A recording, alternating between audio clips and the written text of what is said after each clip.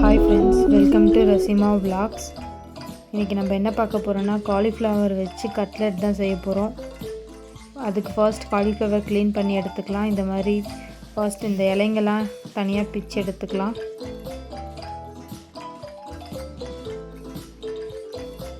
சும்மா பிச்சாலே வந்துடும். க்ளீன் பண்ணிட்ட பிறகு இந்த அடிப்பகுதி நமக்கு தேவையில்லை, அதை கத்தியை வச்சு கட் பண்ணி எடுத்துடலாம். பேலன்ஸ் இருக்க பூவெல்லாம் இந்த மாதிரி கையாலே பிச்சா வரும். ஸோ இந்த மாதிரி எடுத்துருங்க எல்லாம் பூவையும் செப்ரேட்டாக.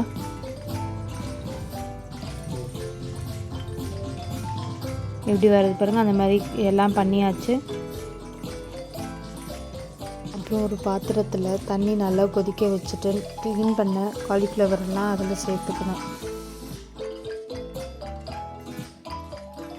சேர்த்துட்டு ஒரு ஸ்பூன் உப்பு ஆட் பண்ணிக்கோங்க. கொஞ்சோண்டு மஞ்சத்தூள் ஆட் பண்ணி நல்லா கிளறி விடுங்க. ஒரு 5 மினிட்ஸ் அப்படியே விட்டுருங்க.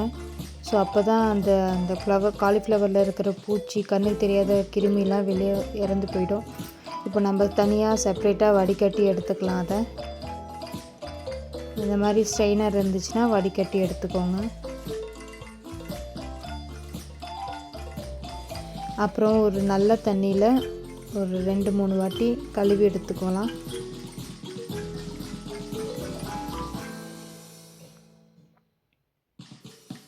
கழுவி அதே மாதிரி ஸ்ட்ரெயின் பண்ணிக்கலாம். சுத்தமாக தண்ணி இல்லாத மாதிரி நல்லா வடிகட்டி எடுத்துக்கணும். தண்ணி பாருங்கள் கீழே நல்லா சொட்டுது. ஸோ இந்த மாதிரி தண்ணி இல்லாத மாதிரி வடிகட்டி எடுத்துக்கணும். அப்புறம் ஒரு மிக்ஸி ஜார் எடுத்து நம்ம அந்த வடிகட்டி வச்ச இந்த காலிஃப்ளவரை அதில் சேர்த்துக்கணும். சேர்த்துக்கிட்டு நம்ம அதை கிரைண்ட் பண்ண போகிறோம்.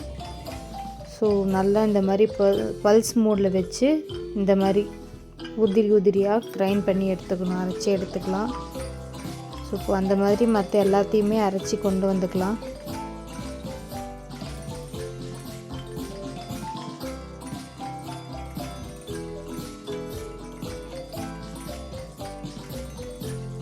அது மாதிரி இப்போ எல்லாம் காலிஃப்ளவரையும் அரைச்சாச்சு. கூட 2 வெங்காயம் பொடியாக கட் பண்ணி சேர்த்துக்கலாம்.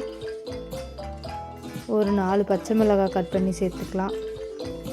அப்புறம் ஒரு கையளவு கொத்தமல்லி ஆட் பண்ணிக்கலாம்.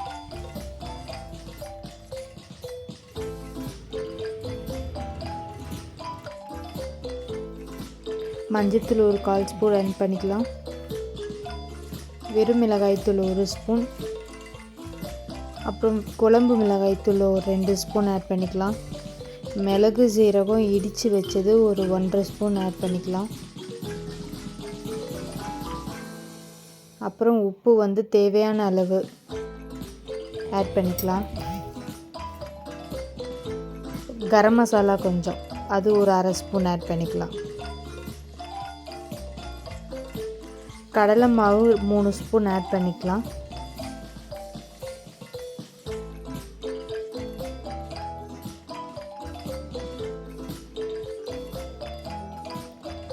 அப்புறம் அரிசி மாவு ஒரு 2 ஸ்பூன் ஆட் பண்ணிக்கலாம். ஆட் பண்ணிவிட்டு அதை எல்லாத்தையுமே மிக்ஸ் பண்ணி விடணும்.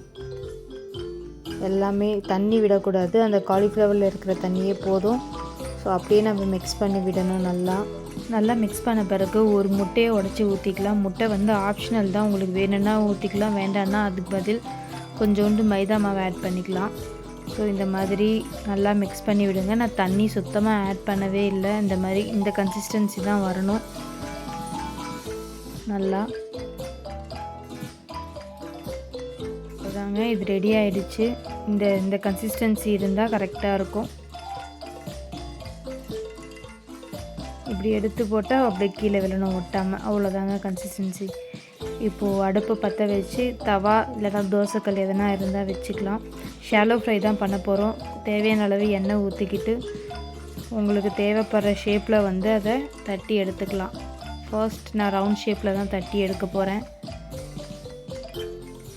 அவ்வளோதாங்க, ஒரே ஒரு ப்ரெஸ் தான், அவ்வளோதான்.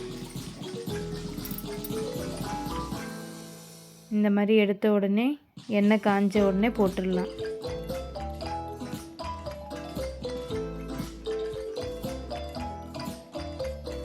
இந்த மாதிரி செஞ்சு கொடுத்து பாருங்கள். காலிஃப்ளவரில் பசங்க நல்லா விரும்பி சாப்பிடுவாங்க. எப்பயுமே ஒரே டிஷ்ஷாக காலிஃப்ளவரில் 65 போடுவோம், கோபி மஞ்சூரியன் செய்வோம், அவ்வளோதான். இந்த மாதிரி டிஃப்ரெண்ட்டாக எதனா செஞ்சு கொடுத்தீங்கன்னா பசங்க விரும்பி சாப்பிடுவாங்க. ஸ்நாக்ஸ் பாக்ஸாகவும் ஸ்கூலுக்கு கட்டி அனுப்பலாம்.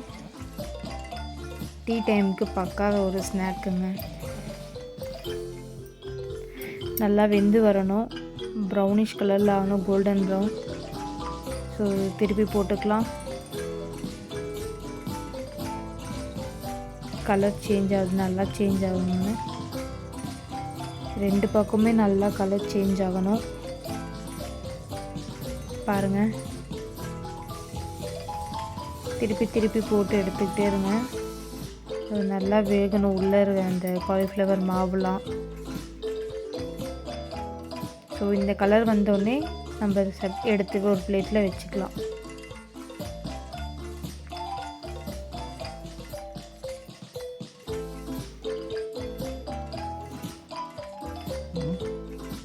பேலன்ஸ் இருக்கிற மாவுலையும் நம்ம போட்டு எடுத்துக்கலாம். இப்போ ஸ்கொயர் ஷேப்பில் போடுறேன். உங்களுக்கு என்ன ஷேப் வேணுமோ அந்த மாதிரி ஷேப்பில் ட்ரை பண்ணி போடுங்க.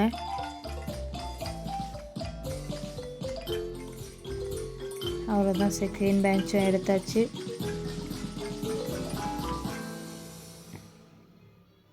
கலர் பாருங்கள் என்ன அழகாக இருக்குன்ட்டு. அவ்வளோதாங்க, ரெடி ஆகிடுச்சு. ஸோ வாங்க சாப்பிட்லாம்.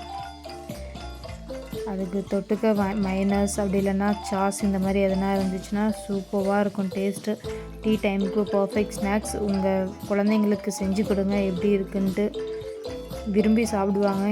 செஞ்சு பார்த்துட்டு எப்படி இருக்குன்னு கமெண்ட் பண்ணுங்கள். தேங்க்ஸ் ஃபார் வாட்சிங். Subscribe for more videos.